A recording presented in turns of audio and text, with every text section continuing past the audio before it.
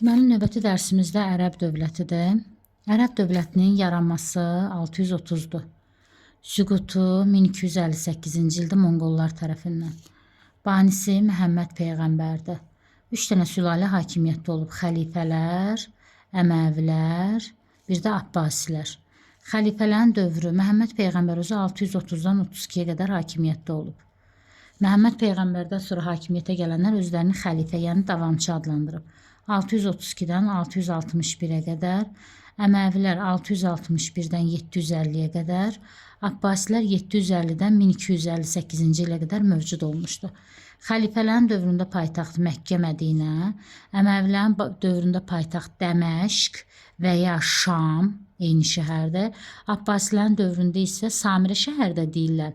Amma əsas Bağdad şəhəridir. Özdə Bağdad şəhəri 762-ci ildə salınıb, paytaxt olmuşdu. Həmin ildə 762-ci ildə biz Uyğur dövlətində eşitirik ki, Böyük Xaqan Tibetləri məğlub eləmişdi. Xəlifələrdən eşitirik Ömər, Əbubəkir, Osman, Əli. Demək, xəlifələr dövründə də, Əməvilər dövründə də, Abbasilər dövründə də oxşar cəhət odur ki, bunlar üçü də Xəzərlərlə dalaşıblar.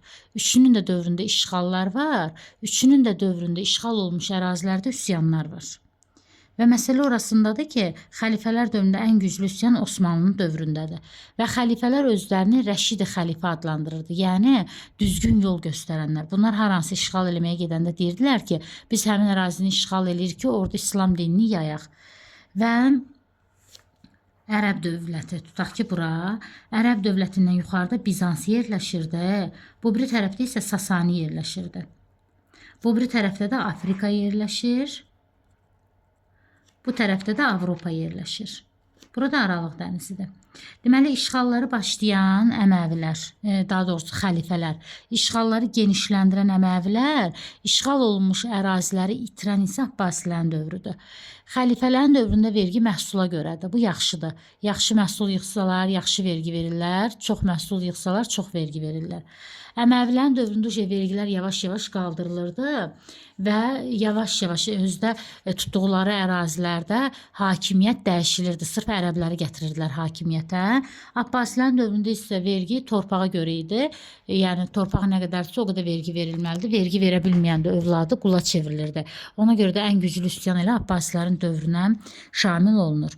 Xəlifələr bütün Ərəbistanın işğalını başa çatdırıblar birinci, bütün Ərəbistanı tutublar, sonra hücum ediblər Bizansa. Bizansın əlindən Fələstini, Finikiyanı, Suriyanı və Misiri alıblar. Burada baxın Ərəb dövlətidir. Bütün Ərəbi işğal eləyəndən sonra Fələstini, Finikiyanı, Suriyanı, Misiri Bizansın əlindən alıblar. 636-cı ildə. Sasaniyədə hücum eləyiblər. Az tarixdə eşitirik ki, 636-cı ildə Kadisek Tesfon döyüşünü Sasaniyədə məğlub eləyiblər. Bir dənə qayıdaq əvvəlcə Məhəmməd Peyğəmbərin dövrünə. Məhəmməd Peyğəmbər 570-ci ildə anadan olub Məkkə şəhərində. 610-cu ildə İslam dinini qəbul eləyib. 622-ci ildə isə elə bir Məkkə şəhərində olan bütpərəstlər onun tək Allahlıq İslam dinini yaymasına qarşı çıxdıqları üçün o Məkkədən Yəsrib şəhərinə, yəni Mədinə şəhərinə gedib orada dinini davam etdirməyə başlamışdı.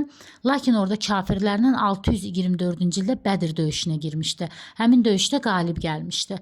Və 630-cu ildə Mədinə şəhərinə, yəni Yəsrib şəhərindən Məkkə şəhərinə qayıdaraq gəlib dövlət yaratmışdı.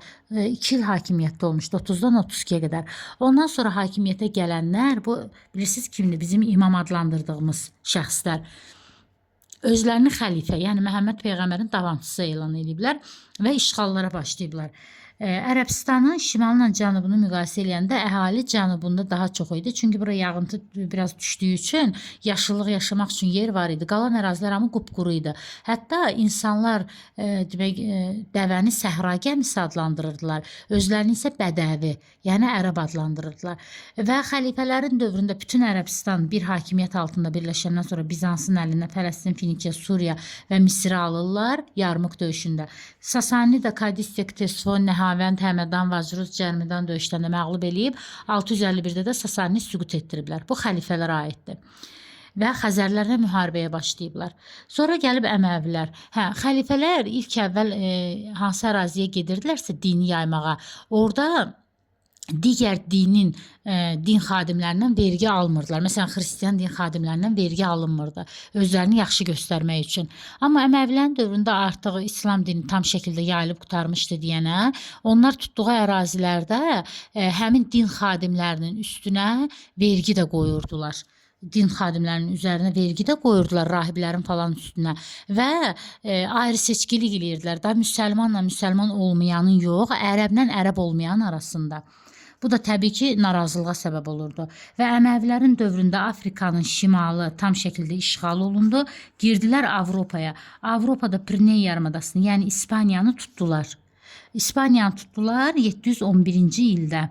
İçərilərə doğru girəndə isə burada olan Frank dövləti 732-ci ildə Poitiers döyüşündə onların hücumunun qarşısını aldı. Ümumiyyətlə ərəblər Avropaya həm şərqdən hücum eləmək istəyirlər, həm qərbdən. Şərqdən hücum eləyəndə Xəzər alıb onların qabağını, qoymayıb Avropaya girsin. Qərbdən hücum eləyəndə isə Franklar alıb onların hücumunun qabağını, qoymayıblar Avropaya girsinlər. 711-də İspaniyanı tutublar və 732-ci ildə yuxarılara girmək istəyəndə Frank dövləti Karl Martel sərkərdə idi. Demək, hökmdarın adından dövləti idarə edirdi. Ərəblərin hücumunun qarşısını alıb qoymayıb onları içərilərə doğru girsinlər. Sonra gəliblər Əməvilər bu tərəfə keçib, bu tərəfdən Hindistandan da bəzi əraziləri tutublar. 712-ci ildə Çin və Hindistandan tutmuş da İspaniyaya qədər böyük bir əraziyə Əməvilər sahib olublar. Lakin onların milliyyət ayrı seçkiliyi demək 750-ci ildə Müslümin üsyanına səbəb olub. Müslüm adında bir şəxs üsyan qaldıraraq Əməviləri devirib, hakimiyyətə gətirib Abbasiləri. Abbasilərin dövrü daha bir ağır dövr idi və düzdür, Abbasilər Çinə hücum eləyəcək 751-ci ildə 50-də gəliblər. 51-də Çinə hücum eləyiblər, qalib gəliblər. Lakin ərəblər qalib gəlsə də burada olan Uyğurlar, Uyğur dövlətindən bilir ki onu, Uyğurlar bu yola yiyələniblər ki, bu yol bizimdir, sizə aid deyil. Bu da elə bir Abbasinin üzünə gözünə bulaşdırdığı bir iş olub da. Abbasilər əhalidən ağır vergi alırdı. Torpağa görə vergi verə bilməyən övladı qula çevrilirdi. Və buna görə də Abbasilərin dövründə çox güclü üsyanlar oldu. Biri də məsələn Xürrəmlər hərəkatı da. Üsyanlar yatırılsa da Abbasilərə böyük ağır zərbə vurdu. Və Abbasilərdən başladı bir-bir ərazilər ayrılmağa. İlk ayrılan ərazi də zaten bura oldu, İspaniya oldu, Kordova adı altında. Elə bir İspaniya 711-ci ildə Tariq adında bir türk sərkərdənin rəhbərliyi ilə tutulub. Yaranıb burada Cəbəlü Tariq boğazı. 732-ci ildə Avropanın içərilərinə girmələrinin qarşısı Poitiers döyüşündə alınıb Franklar tərəfindən. Sonra 756-cı ildə həmin ərazi Abbasilərin dövründə ayrılıb, amma oranı Əməvilər idarə edirdi. Kordova adı altında ayrıldı. Sonra eşitəcəyik ki, bu Kordova 11-ci əsrdə parçalanıb. Avropada parçalandı. Eşitəcək ki, 1492-ci ildə Kordova Granada adı ilə süqut elədi. Granada. Demək, oranı tutan Tariqdir. Kordova olanda oranın rəhbəri Əbdürrəhman idi. 11-ci əsrdə xaç yürüşləri, xristiyan yürüşləri başlayanda parçalanıb, 1492-də Granada adı ilə süqut olunub. Yəni Kordova adı kimi yaranıb, Granada adı kimi süqut olunmuşdu. Məhz bu İspaniyadan gedir söhbət. Və Abbasilərin dövründə tutulan ərazilər yavaş-yavaş sonra Afrikanın şimalıdır. Bu formada bir tutduğu ərazilər də hamı parçalanıb və çəkilib bir dənə Ərəbistan yarımadasına kifayətlənmişdi. 1055-ci ildə Səlcuqlardan asılı olub, 1258-ci ildə isə Monqollar tərəfindən, Hülaki xan tərəfindən süqut olunmuşdu.